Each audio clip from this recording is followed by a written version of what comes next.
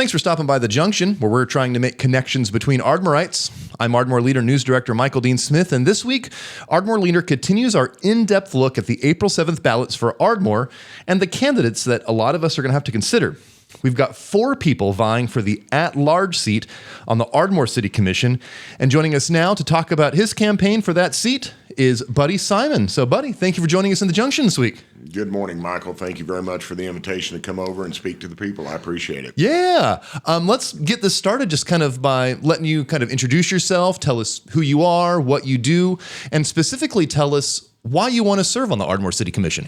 Well, that's a long, that may take the whole 15, 20 minutes. I've got a long history of being a self-employed businessman, and I can make it short. After I left high school at Ardmore High School, I left in 1976. I came back to Ardmore in 86. I created a restaurant after having bad luck in the oil and gas business in Oklahoma City as a self-employed producer up there.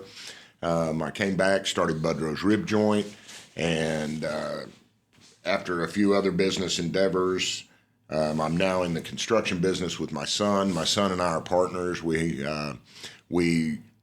buy the worst house in the best neighborhood. Mm-hmm. And we try to renovate those homes to make them into family homes. We don't do any kind of leasing. We sell these houses. Okay. And we see houses in town that are timed out, that are eyesores to a neighborhood, or that are condemned by the city, and they sit. So we try to buy those. We try to bring them back into a family home situation for inventory to homes in the city. Okay.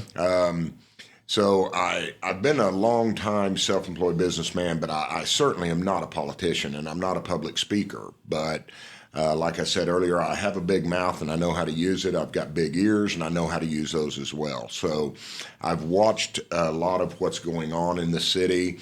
That was my main motivation. 3 years ago, I started a coalition of my son and Philip Capshaw and a couple of other people to try to relocate some of the homeless people here in town, because we had an interest in buying the Ardmore building and converting that into a boutique hotel. Mm-hmm. So we needed to clean up downtown. There were homeless people everywhere. So we did that. We sent 133 less fortunate individuals back to locations of their choice, and we paid for all of that. So we were able to relocate 133 people. Only 3 of those people came back to our community. Mm-hmm. So we were able to eliminate a little bit of the homeless problem here.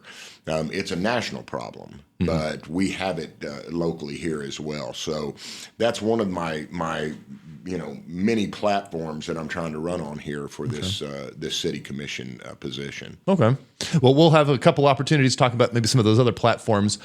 Moving on, I want to find out a little bit about what you know about Ardmore City Hall, about how it operates, and I want to learn about what you consider to be important when it comes to being a city commissioner. So what experiences of yours have prepared you for a 3-year term as the city's at-large commissioner? You know, that question in itself ponders me late at night. Only my personal experience. I've done rezoning of properties. I've done rezoning. I get building permits. I deal with neighborhoods due to the permitting process that we have to go through to do the construction projects that we do.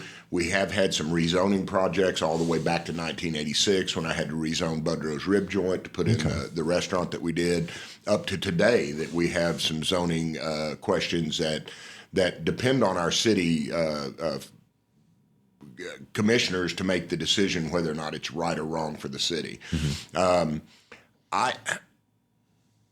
I guess it's just simply my personal experience. I'm not a trained politician. I don't have a lot of interaction other than business with the city. I deal with the planning and code enforcement a lot because mm-hmm. of our line of business. But then again, I have been in front of the commission, both the planning commission and the city commission, to allow them to make decisions based on our wants and needs. Okay. So I try to bring my common sense to the table as to what's best for me and for the city. I want to learn a little bit how you would plan on serving as the at-large commissioner for Ardmore. How would Commissioner Simon stay engaged with residents, whether the city's facing a crisis, whether there's some sort of controversy going on, or just things are fair weather? How do you plan on staying in touch with constituents? Obviously, it's a different place and time that we live in. Social media is huge. I am not a computer person, and luckily I have a couple of kids that are very versed in that. I can visit with them. Social media, I think, is the way that most people communicate today. It's a sad fact of the matter. I own the Ardmore printing press, and we don't print newspapers, and they don't print newspapers in this facility anymore. I particularly like to get my fingers black and read a newspaper, but I think that we just have to have boots on the ground. I have to speak to people, and I do it at the lumber yards I visit on a daily basis when I'm out, acquiring materials for jobs. When I go to restaurants, when I go to shop here in town, it's a matter of at the schools when I'm dropping off grandkids and things. I'm speaking to people and finding out what it is they're mostly concerned about. And it turns out that their concerns are very much my concerns: roads, homelessness. The thing that really set me off is our business relationship. Our city has to be more business friendly, and we'll go into that here in a moment if you'd like. But because it's somewhat convoluted in that losing Michelin was a big thing to the city of Ardmore. And I don't know that we exercised every option that this city could have exercised to keep that manufacturer here. If you don't have manufacturers in your community, you're just consumers. This doesn't pay. We need to manufacture.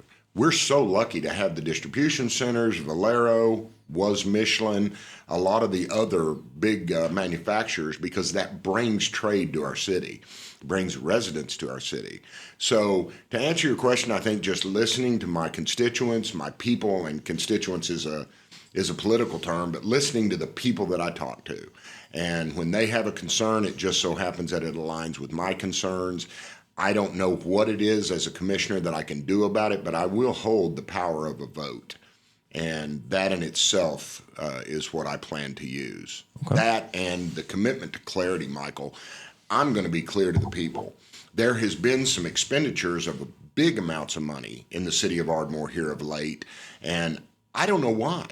So every other citizen doesn't know why. It got passed at the commissioner's level at the request of the city manager, and boom, all of a sudden our general fund is now out millions and millions of dollars. And I would like to be able to take that information back to the people and say, this is how the decision was made, this is why the decision was made, and this is what we're going to do now that the decision has been made. Okay. Let's get into some of the details on this then. I think everybody has an opinion on this, so to get yours, you had mentioned one of the challenges about manufacturing jobs being lost in town. That's not the only one, though. We've heard plenty of people talking about road conditions. The list could be potentially endless. In your opinion, what do you see as the biggest challenge here in Ardmore? And then what would your job be as a commissioner when it comes to facing that challenge? Well, I spoke to you a little bit about Michelin, and I think, to run the city of Ardmore, it's no different than running Budrow's Rib Joint, Leadership Ardmore. It's no different than running any other business. It's just huge. And our city manager is responsible to run this. When I was responsible running all of my businesses, I'm the manager. I'm the one that it falls back on. If we succeed, it's great. We pat ourselves on the back. If we fail, we look at ourselves in the mirror and say, look what we've done. Let's better it next time. So I don't know these questions. I have a few written down here. Obviously, homelessness and the panhandling on the corners. I hear about this every day. That's because I was actively involved in that. But it's embarrassing for our city for people to drive into town, come off of I-35, the largest traveled highway in the nation, and see these people, which now our city government decided to put yellow vests on them for their safety. What about my safety? What about the fact that somebody in front of me is going to hand them $1, impede traffic, and I have a rear-end collision? This is it. I just think that we need to explore other options on what we need to do with this. So the homeless issue, the panhandling, this comes up to me every day. The roads, the 1% sales tax that we've now put on the ballot for April the 7th, that the people are going to vote on. And I really appreciate the fact that the people are going to vote on this 1% sales tax. If it passes, and if I'm elected, I can promise the people I will make sure that every penny of that money that's raised goes to streets and drainage. This is what our manager says the money is for. We're not going to spend it on water treatment. We're not going to spend it on some other utility or some other need in the city. It's going to roads and drainage. So we don't want a bunch of language in that particular tax that this money goes anywhere other than that, because I do hear daily about our streets and the disrepair of our infrastructure. Once again, the main thing to me is I spoke to somebody yesterday that the owner of the Ardmore High School over here. He's having real difficulty with the city. I talked to a lot of business people that have problems navigating through the city's permitting and regulations and things of this sort. We need to be more business friendly.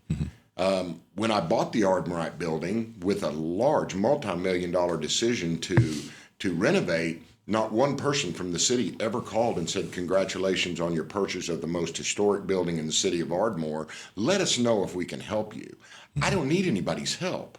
This decision was made on my son and mine's part, but it would have been nice to know that you got the city behind you.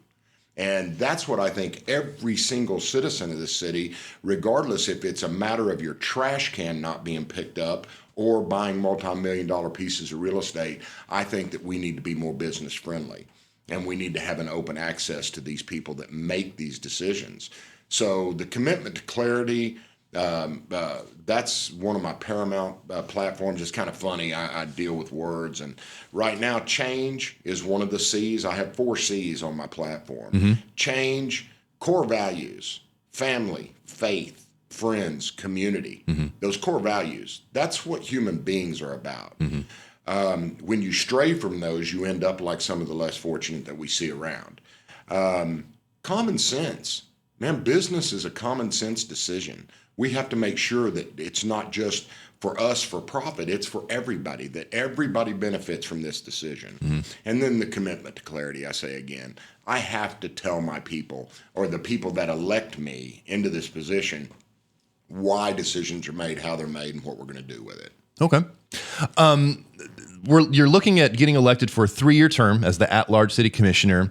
Assuming you are elected and you serve that 3-year term, what does Ardmore look like come 2029 at the end of that 3-year term, with you on the commission? Another campaign. I don't think that anybody can make a difference in 3 years. Do I agree with term limits? You bet. We have some people sitting on that board that have been there for decades. Same decisions made.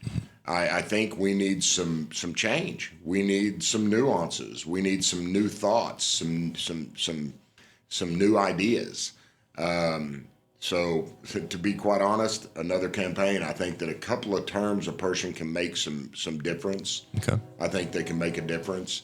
My whole thing, it's about the money.